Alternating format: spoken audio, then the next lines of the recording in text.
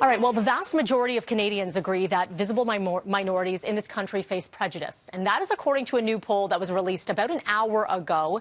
We're going to bring in our Tammie Sutherland. She joins us now with why these numbers show a more troubling trend when it comes to racism in Canada. Tam.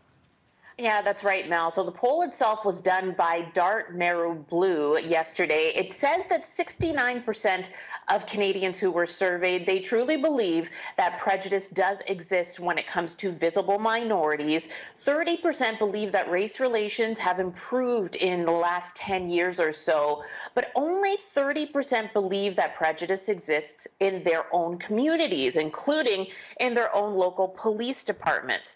Despite many controversial legislation attempts that have been made in Quebec, especially targeting the Muslim community, one surprising thing when it comes to breaking it down by province is that 73% of Quebecers believe that race relations are the best in their province.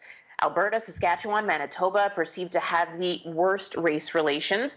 What was telling about the poll, only 30% of those, again, say that they have seen this happen in their backyard. We spoke to pollster John Wright about it last night. The issue that this poll really started to look at was, do Canadians overall see it? Do they feel it? Do they believe that it exists? So on the first couple of points, they do believe it exists, but they're not experiencing it.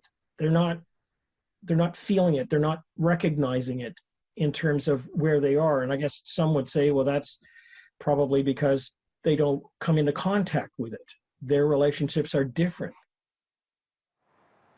John Wright saying that in other places that aren't as diverse as Toronto, it seems like perceptions about racial injustice and bias are very different.